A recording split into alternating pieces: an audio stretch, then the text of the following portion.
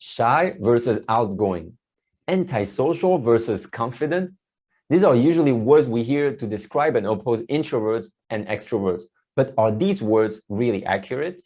Dear fellow citizens of the world, welcome back to the channel. If you're new here, my name is Nick. I'm a career coach and communication trainer. And today we are debunking myths about introversion versus extroversion in a very simple way. The goal of this video is to help you understand who you are so you can approach challenges at work or in your personal life. It will also help you understand the main differences between extroverts and introverts so you can minimize conflicts and misunderstanding.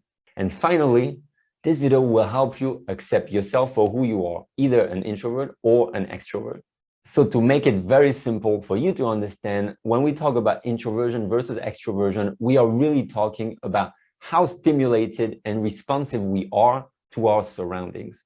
Introverts get their energy from inside themselves, meaning their own thoughts, their own reflections, whereas extroverts get their energy from being surrounded by other people. So let's dig a bit deeper on key differences between introverts and extroverts. And I will be using this chart from topdogsocialmedia.com, where we can really appreciate what opposes truly introverts and extroverts. And the way we can understand it will help you understand yourself better and understand also the people you interact with, either people at work or people in your personal life. So let's start with 3 points that I'm going to group together because I feel they belong in the same category. So introverts prefer to spend time in solitude, need time alone to recharge, and finally work in quiet environments. And when you oppose that to extroverts who have large social networks, who prefer to be surrounded with people and work in team-oriented projects and actually open spaces as well. So when you know all these differences, think about your workplace, whether it be offline or online. Think about the differences between those two personality types.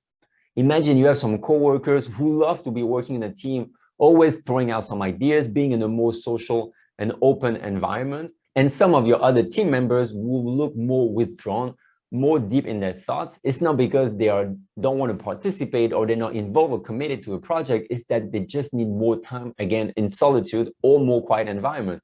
So when you keep that in mind and you have those two personality types, you realize that it's more likely to have conflicts and misunderstanding if nobody understands the other party. So this chart actually shows you how easy it is to have the wrong perception about the person you're working with, the person you're talking to. Because if you don't understand where they're coming from, it's very easy to misinterpret the way they think, the way they act, and the way they participate in a project at work. And in this regard, think about a brainstorming session, right? So the manager asks you, okay, give me some idea about how you would like this project to go. Give me some input. Now, if you look at this category, specifically for introvert and extrovert, one category tend to think a lot before they speak. The other category tend to have a lot of ideas and just share them immediately. Now, what are the perceptions that can be seen from either party? One can be seen as always talking too much, giving some very shallow ideas, very insignificant point of views, whereas the other one can be seen as withdrawn, not really involved or committed in the project. And if you don't understand each personality trait, you have a tendency to judge very quickly your coworkers or the person you're interacting with. But once you understand those two types are very different in the way they process ideas and share them with other people, you minimize misunderstanding, you minimize friction, and you minimize conflicts. And now the final point I want to highlight is really the most common these days when you think about introverts versus extroverts. You think about people who are reserved, who are antisocial, who don't really care, who are aloof, versus people who are seen as enthusiastic, confident, very assertive. So that could be one way to spot who is an introvert and an extrovert in the room or in your team or in your company, and probably understand a bit more where they come from and how they think and how they interact with their surroundings. So again, the main difference comes from where the person gets their energy from. If they are an introvert, they get energy from inside themselves, their own thoughts. If they are an extrovert, they get energy from being surrounded by other people, from external stimulation. The main point is that both personality types have their own strengths and weaknesses. And in today's society, it's true that in some countries also, we favor people who seem confident, assertive, bold, as opposed to people who spend more time thinking and reflecting. But what's going to happen after this new reality of work, after 2020, where everybody had to work from home? Is this going to be the same? Are we going to perceive people in the same way that we did pre-COVID? Because working from home will remove the stress of being overstimulated for introverts, which means that people will have more time to think, more time to write emails, and they will spend less time doing live communication. So are introverts going to fare better working from home, or are they going to be doing the same? What about extroverts working from home? Those are the questions we can raise from now on, because the new reality of work is going to be very different from what it used to be. So what are the takeaways from today's video? First, know your personality well. Know where you stand on that spectrum of introversion versus extroversion. One thing to keep in mind is that we are not fully 100% one or the other. We have a tendency to fall somewhere in the middle, but you have some traits that will show you if you're more of an introvert or an extrovert.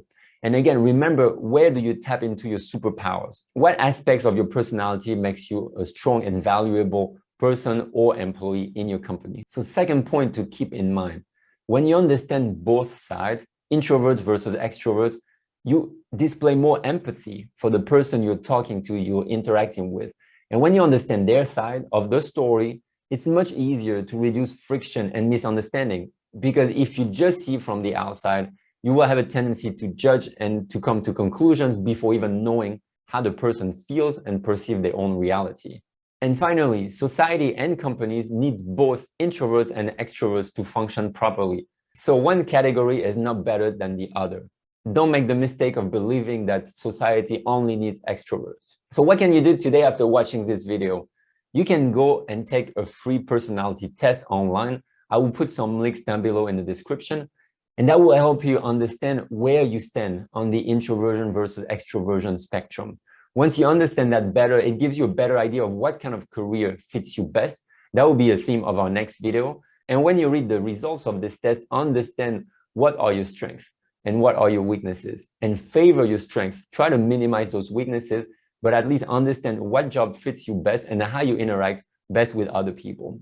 If you don't want to miss 2 new videos each week where we talk about career, mindset, and self-growth, make sure you subscribe before you go. Thanks a lot for watching, and remember, experience, experiment, make the journey count. See you in the next video.